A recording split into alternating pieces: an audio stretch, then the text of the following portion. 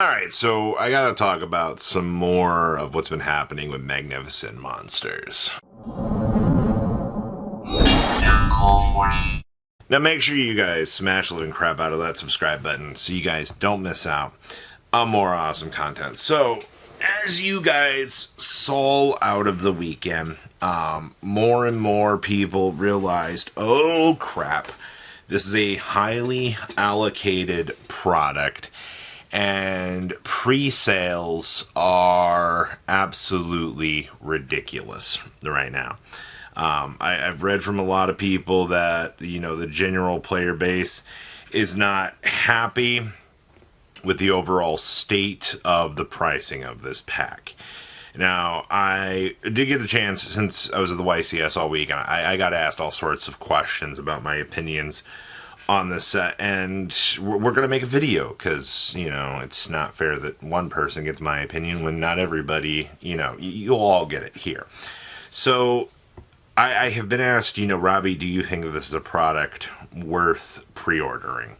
Is this something that, you think is going to be crazy? Because Europe doesn't have a listed MSRP. The American version does have a listed MSRP. Now, remember, MSRP is basically suggested retail, and we also don't really know what distributors are going to charge right now.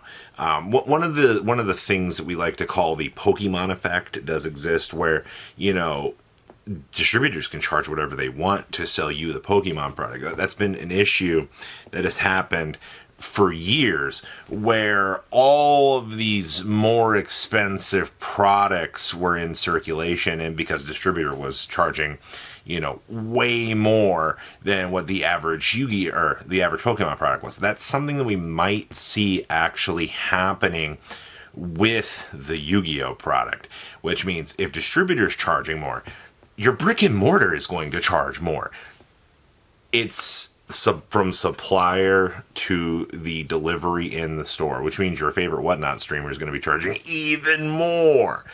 So because Konami has come out of the gate here and said, hey, this product is heavily allocated. I don't think we've ever seen the words, we've seen the words allocated before, but we've never seen heavily allocated. So they're putting this out to tell everybody. Now, I have been asked, what is my take on this? Should you be pre-ordering this product? The reality of the product is, one, just because you pre-order it with somebody does not necessarily mean that you are going to get the product. All right? I'm going to be very clear and upfront with you on that. All right? Number two, the American versus the European products is going to be very interesting. Konami drew up an entire map for you and said, hey, North American version is going to be encompassing, our whole region. But the European version is going to be, pretty big as well. You got to remember, you're going to be covering French, some parts of the Spanish version. I don't think Portuguese will get lumped in. Maybe I'm wrong about that. The Italian version, the German version. There will be more of the European version of this pack produced, I think. Now, I could be, and maybe that's just me looking at the larger pool of things, but I think the European versions of the numbered cards are going to be harder to get than the American print runs. Anybody else feel that way right now? Because, and it's just, you look at the print size and how much that they have to kind of cover. Now, maybe I'm, just misunderstanding, or maybe I'm making leaps and bounds here, but more product, maybe not printed on the same scale. Maybe I'm incorrect, but it does feel like that the pool for the European versions does feel a little bit better, which means there probably is going to be more of the European product being produced. So we will never truly know what the distribution of numbers is going to be with this, but that's something that I've been sitting down and I talked to a few people about, and a few people are kind of coming up with the same thing. Just more product overall seems to be the case. Now, that being said, though, I think product cost is going to be crazy no matter what.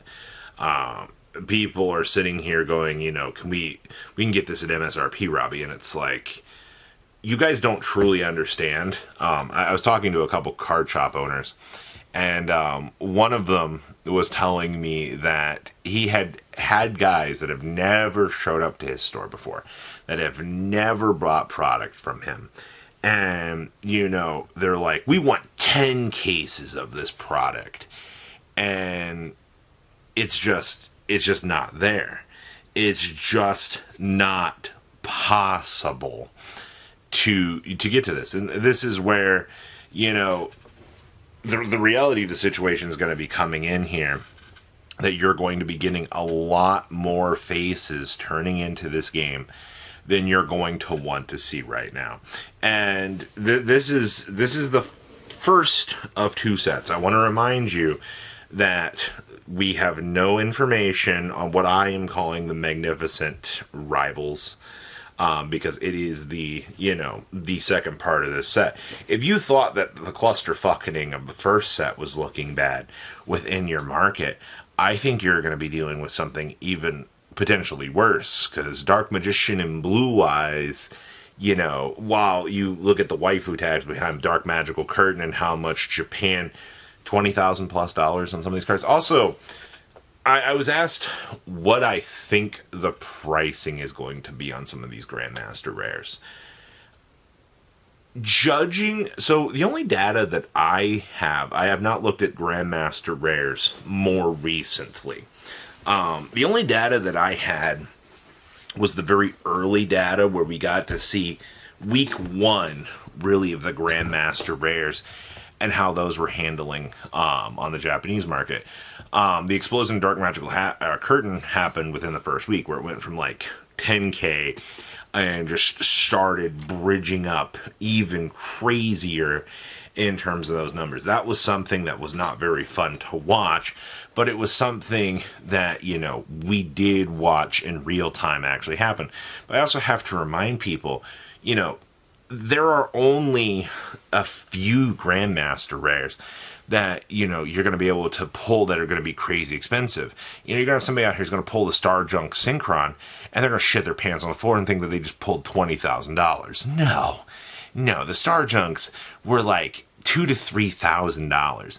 All right, like the disproportionate part of reality versus the I just pulled a serialized card, I can get whatever I want on it. Let's be realistic here. Even though you pulled a Star Junk Synchron, I'm not going to go buy a Star Junk Synchron. It's not going to happen. These will be the cards that people are going to want graded. These are the cards that people are going to pull, that they're going to have a defect out of the pack, and somebody's going to shit their pants on the floor because they scissored into it. It's going to happen. It's not going to be a good time for a lot of people, but that's the reality right now, people. This is what we're facing. This set is going to cause more problems in the pre-order phase as much as it's going to cause on release. You're going to have very, very, very angry people that are going to be upset with the price. They're going to demand MSRP. They're not going to be able to get MSRP from a lot of locations. And they're going to be fucking just ranting on the internet about how $80 for a pack is crazy. But what do you want me to do? What do you want me to tell you? All right. There's no winning on this one. The good news, though, is if you've got good relationships with a few people, and like some locations, if you've bought the shit Yu-Gi-Oh product from people, they will reward you on the good Yu-Gi-Oh product. If you bought, this is always, talk to people, but there probably will be a few winners in this. I think the wins will be a lot smaller than the losses, but the FOMO, fear of missing out, for those of you that don't know what that term means, is very realistic right now. No matter what happens with this set, it's going to be bad. It's going to be overpriced, and The good news is, though, and this is my favorite part about this set, because this set's going to be opened up into oblivion, all right, literal oblivion, you are going to get everything low rarity on the cheap. So remember that. All right. The more that of a product is opened up, the more of the circle of completeness that comes through. Unless allocation is so piss poor that it does affect the bottom line. But the way it's looking right now, it's what, $2 a card? Technically, if you look at, the way that the market looks for it, but we'll see. Leave a comment down below, tell me what you guys think. I'll see your beautiful faces back here later today, guys.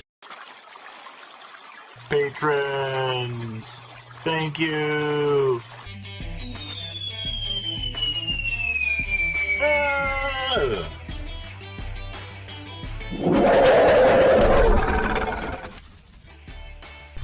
Thank you so much for watching. Check out these other videos.